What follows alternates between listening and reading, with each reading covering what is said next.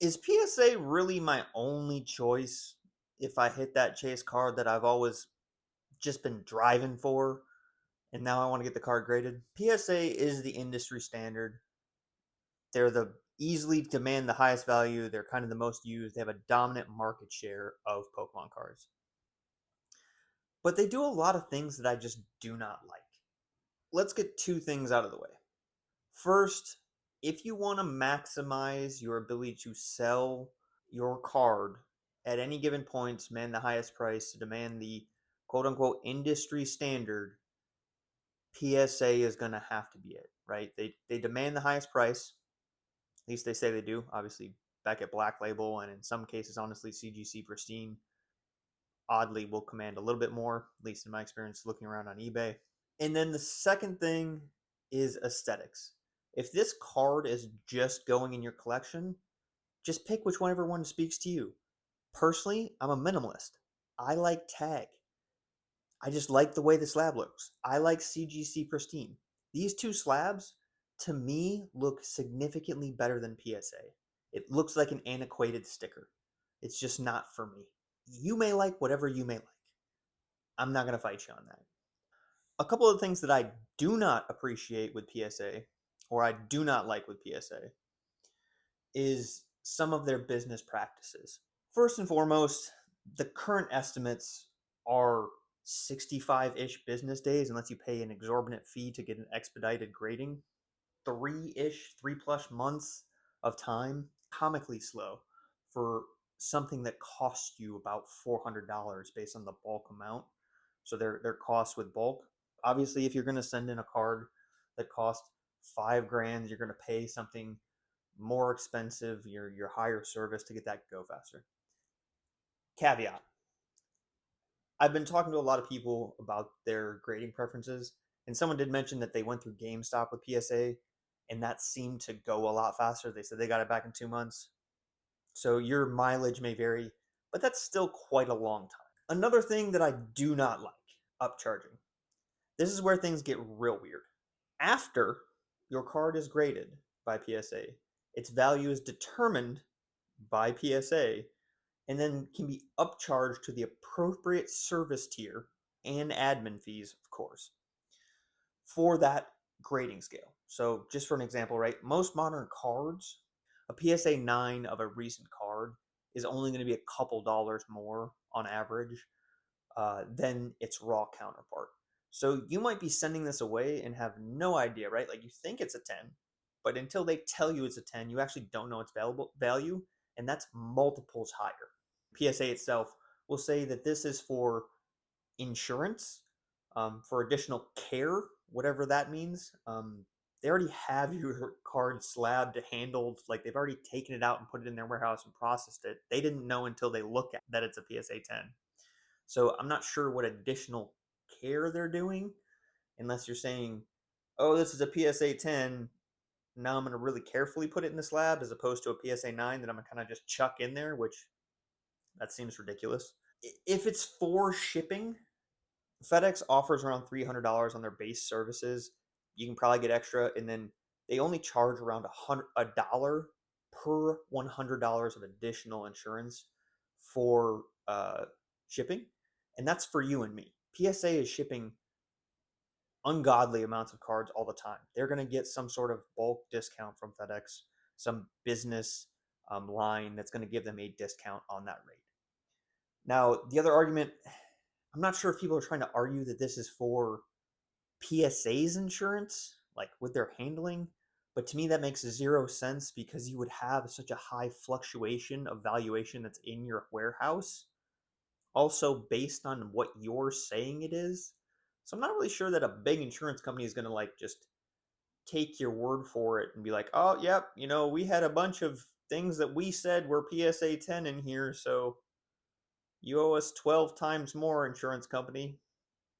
Not sure that's going to work out for them. People are rightfully sending their cards to PSA in a sense of a lottery, right?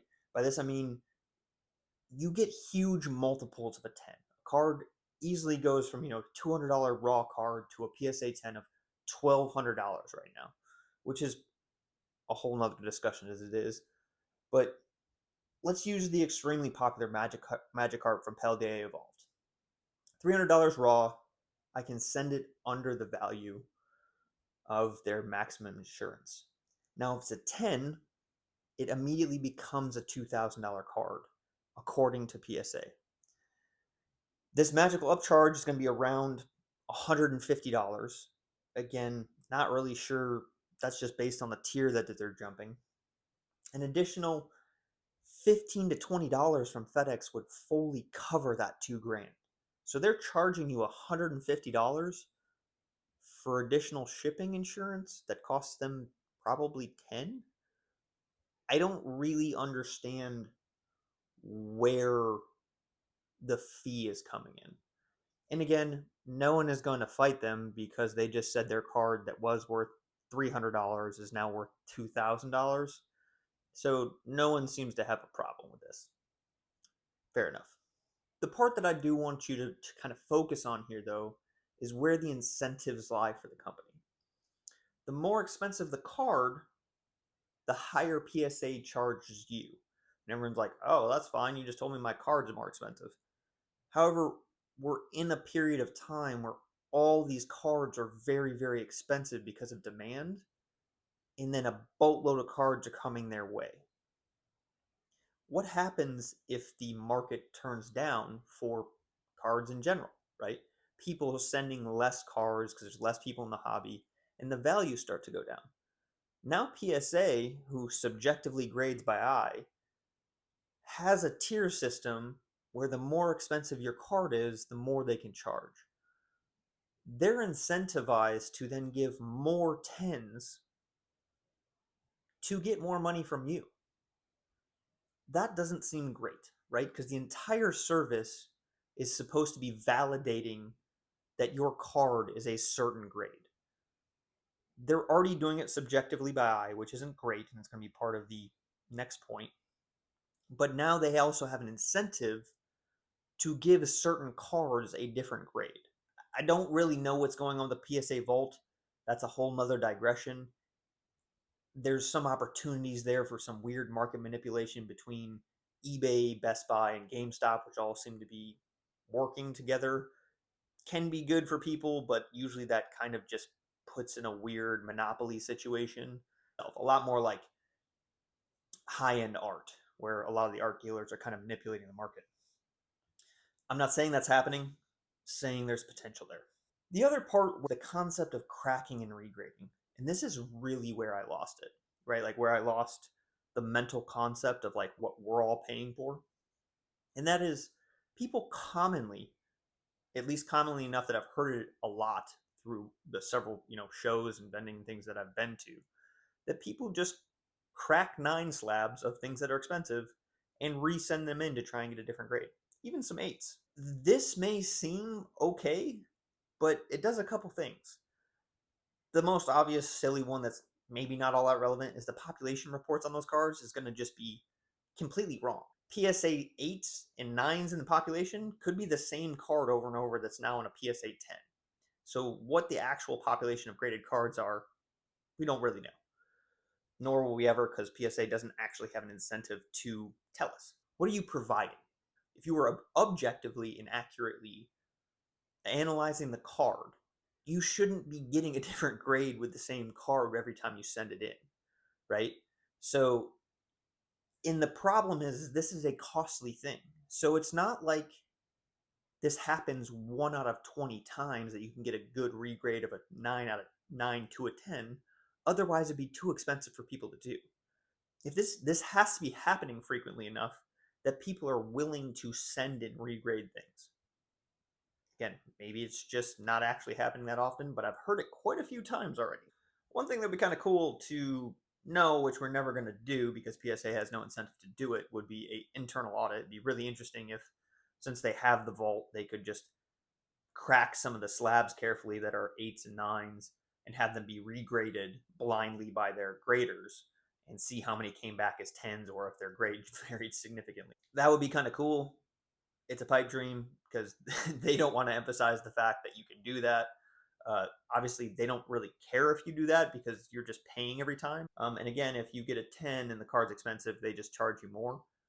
So at this time, why would they stop you from doing that? The final note is I don't like these things and I like the aesthetics of the other companies better. Being entirely truthful, I will probably still submit some things to PSA because they command the market share. Everyone is expecting PSA. I personally, anything for my collection, I like tag. I'm a minimalist. I'll probably send to tag. I will probably purchase CGC pristines, as I did with my birds back there. I just like the way they look. PSA is not really for me, and they do all these other sketchy things. So just think about it. If it's for your personal collection, I wouldn't worry too much about the market premium of PSA. It's possible that down the road, people are going to get so fed up with some of these things that PSA is not going to be able to do them anymore, or these other companies are going to catch up. Let me know what you think in the comments.